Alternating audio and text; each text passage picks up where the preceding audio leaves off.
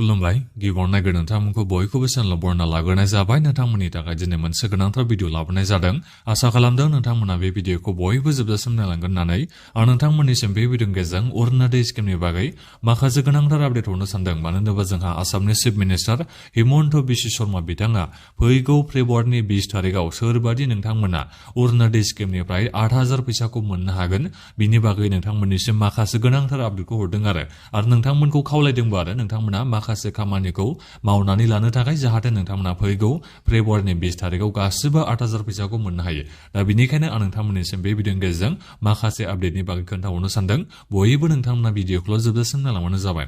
दा बेनिफ्राय आंनि नोंथांमोननिसिम मोनसे खावलायनायबो थाग्रोबाय नोंथांमोना गिबियावनो गासिबो अननानै चेनेलखौ साबस्क्राइब खालामना लाग्रोलाय होननानै जाहाथे नोंथांमोना बेबादिनो स्किमफोरनि आपडेटखौ नैबे चेनेलनि गेजेरजों मोननो हायो दा जोंहा चिफ मिनिस्टार बिथाङा दासान्दि नैबे सेल्फ हेल्प ग्रुपनि एबा दंफां गायनायनि 10,000 फैसानि मेल मिटिंआव एबा बे 10,000 फैसानि चेक राननायनि मेल मिटिंआव बिथाङा नैबे बाथ्राखौ बुंगासिनो दं आरो नोंथांमोना फैगौ फेब्रुवारिनि 20 तारिखआवथ' मोननो हागोन अरुणोदय स्किमनि 8,000 फैसाखौ नाथायबा नोंथांमोना माखासे खामानिखौ मावनानै लानो नांगौनो जेरै जायफोर नोंथांमोना एप्लाइ खालामनो मोनासै नोंथांमोना दायो गोदानै एप्लाइ खालामनो हागोन होननानै बिथाङा बुंदों आरो जेनेबा बेलेग समस्थियावथ' बिथाङा एनाउन्समेन्ट खालामदों नाथायबा जोंनि नैबे बिटिसिनि माखासे समस्थियावबा जोंनि नैबे गोदान एप्लाइ दाबा सोलिगासिनो दंना सोलियाखै एबा मा जोबखो ना माखो दा बेखौसो नोंथांमोना खबर लानानै एप्लाइ खालामनो नांसिगोन जायफोर नोंथांमोना गोदानै एप्लाइ खालामनो सानदों नाथायबा जेनेबा जोंनि नैबे बिटिसिनि बाहेरनि समस्थिफ्राव जा बिथाङा नैबे सेल्फ हेल्प ग्रुपनि 10,000 फैसानि चेकखौ रानना होबाय थादों बे मिटिंआव बिथाङा नैबे बाथ्राखौ बुंदों आरो नोंथांमोननि समस्थियाव 2,000 3,000 बेबादि बारायना होनाय जाबावबाय होननानै बिथाङा बुंदों आरो दा बिनिफ्राय एप्लाइखौ नोंथांमोना गोख्रैनो फोजोबनानै लाबानो जाबाय एबा एप्लाइखौ थाबैनो खालामना लाबानो जाबाय जाहाथे नोंथांमोना फेब्रुवारिनि 20 तारिखआव 8,000 फैसाखौ मोननो हायो नङाबा नोंथांमोना 8,000 फैसाखौ मोननो हानाय नङा होननानै बिथाङा नैबे बाथ्राखौ बुंदों आरो दा बेनिखायनो आंबो नोंथांमोननिसिम बेखौ बुंहरबाय आरो जायफोर नोंथांमोना गोदान एप्लाइ खालामनो सानदों जेनेबा नोंथांमोना सिगाङाव एप्लाइ खालामनो नोंथांमोना मोनबाय बायासैबा नोंथांमोना बिसिडिसि अफिसाव थांनानै खबरखौ नोंथांमोना लाहैबानो जाबाय एप्लाइ खालामनाया जोंनिया जोबखो ना माखो बेफोरखौ नोंथांमोना एसे खबर लाहै जुदि जागासिनो दङबा गोख्रैनो एप्लाइ खालामना ला नङाबा नोंथांमोना फेब्रुवारिनि 20 तारिखआव 8,000 फैसाखौ मोननो हानाय नङा दा बेथ' जाहैबाय मोनसे आपडेट दा बेनि अनगायैबो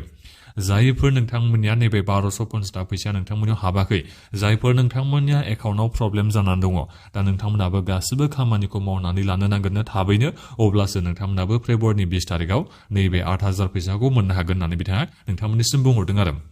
जेनेबा नोंथांमोननि एकाउन्टआ गोबांनियानो KYC होनांगौ जायो बायदि रोखोमनि नोंथांमोननिया प्रब्लेम जानानै थायो आरो जायनि थाखाय नोंथांमोना गोबानो थांनाय नैबे माबायाव डिसेम्बरनि 12 तारिखआव नोंथांमोना 1250 फैसाखौ नोंथांमोना मोननो हायाखै माखासे जाहोननि थाखायनो थाइसे फैसाथ' नोंथांमोननि एकाउन्टआव हाबफैदों नाथायबा नैबे 1250 फैसा नोंथांमोननि बेंक एकाउन्टआव हाबफैयाखै दा बेफोर जाहोनखौ एबा मा प्रब्लेम जानानै दङ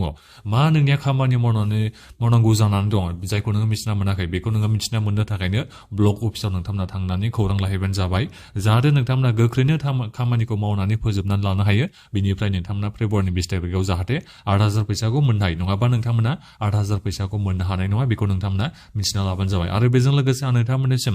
सिगांनिफ्रायनो बेखौ बुंखाबाय थादोंमोन DBTनि जोहैसो फैसाखौ सोयो नालाय दा बेनिखायनो बे DBTनि जोहै फैसा सोनायखौ नोंथांमोना मोननो थाखाय जेब्लाबो गावबा गावनि बे बेंक एकाउन्टखौ आधारजों लिंक खालामना लाथारनो नांगौ अब्लासो नोंथांमोना फैसा मोननायाव जेबो प्रब्लेम जादा बेनिखायनो जायफोर नोंथांमोना आधार कार्डखौ बेंक एकाउन्टजों लिंक खालामना लायाखैबा गोख्रैनो नोंथांमोना खालामना लाखाबानो जाबाय जाहाथे फैसा हाबनायाव जेबो बादा थाया दा बे जाहैबाय मोनसे आपडेटआ दा बेनिफ्राय जायफोर नोंथांमोना दाख्लैबावै गोदान एप्लाइ खालामनाय नोंथांमोना टेनसन लानांगौनि गोनांथि गैया एसे उनावनो नोंथांमोननि नामा बेनिफिसियारि लिस्टआव फैनो थांगासिनो दं आरो आं नोंथांमोननिसिम बेखौ बुंखायो जायफोर नोंथांमोना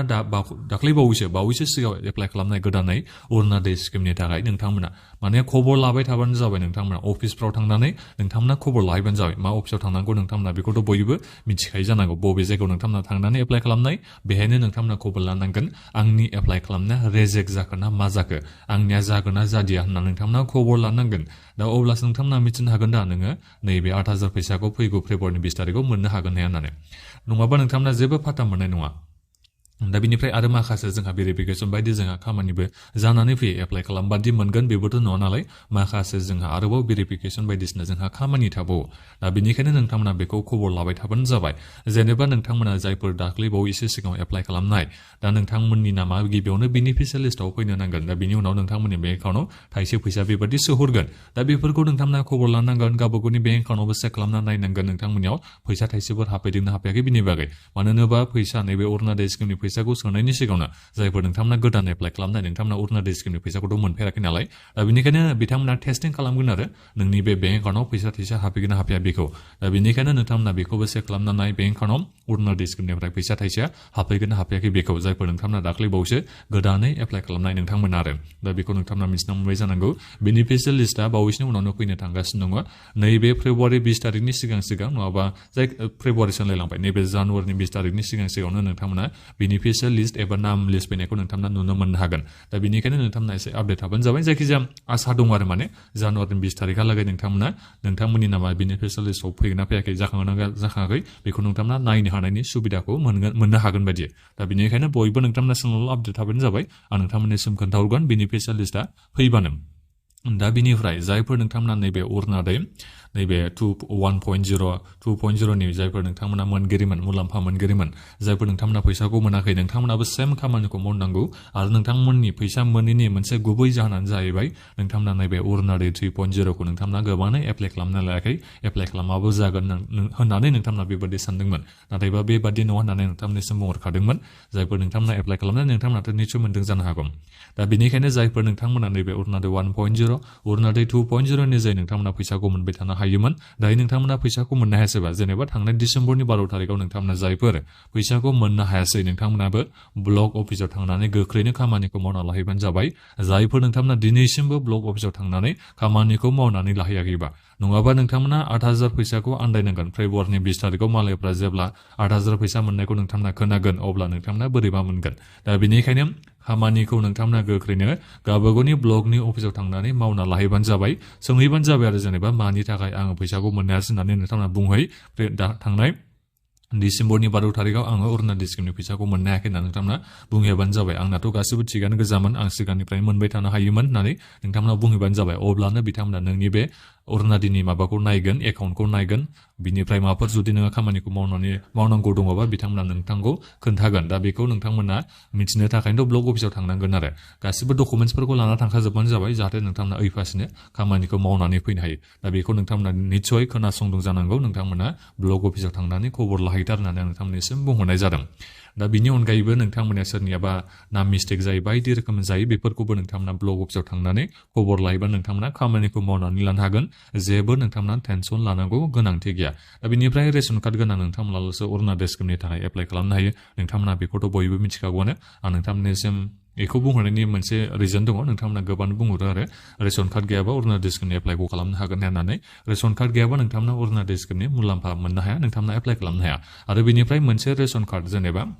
न'खराव सासेल' मानसिया अरुणोदय स्किमनि मुलाम्फाखौ मोननो हायो जेनेबा रेशन कार्डआ बेलेगबाथ' नोंथांमोना लाबखौ मोननो हागोन नाथायबा न'खराव जुदि रेशन कार्डआ गांसेल' दङबा बे रेशन कार्ड गांसेयाव सासेल' मानसिया मुलाम्फाखौ मोननो हागोन न'खराव जानो हागौ जेनेबा सानै साथाम बेबायदि महिलाफोर एबा आइजोफोर थानो हागौ नाथायबा अब्लाबो नैबे मोनसे रेशन कार्डनि जे नोंथांमोना सासेल' मानसिया अरुणोदय स्किमनि लाबखौ मोननो हायो जुदि रेशन कार्डआ आलादा जायोबा एबा जुदा जालायनानै जुदि आलादा रेशन कार्डखौ बानायना लालायोबा अब्ला नोंथांमोना मुलाम्फाखौ मोननो हागोन अरुणोदय स्किमनिखौ दा नोंथांमोना निस्सय बयबो मिथिना मोनबाय जानांगौ नोंथांमोना फैगौ फेब्रुवारिनि 20 तारिखआवनो अरुणोदय स्किमनिफ्राय 8,000 फैसाखौ नोंथांमोना मोननो थांगासिनो दं नैबे जानुवारिनि 10 तारिखआव फैगौ जानुवारिनि 20 तारिखआव नोंथांमोना नैबे अरुणोदय स्किमनि 1250 फैसाखौ नोंथांमोना मोननो हाला डाइरेक्ट खेबसेनो नोंथांमोना फैगौ फेब्रुवारिनि 20 तारिखआवसो 8,000 अरुणोदयनि फैसाखौ मोननो हासिगोन बिनि उनाव आरोबाव नोंथांमोना फैसाखौ मोनला बिनि उनाव जोंहा इलेक्सन जासिगोन नालाय दा बेनिखायनो नोंथांमोना फेब्रुवारिनि 20 तारिखआव मोनखांनायनि उनाव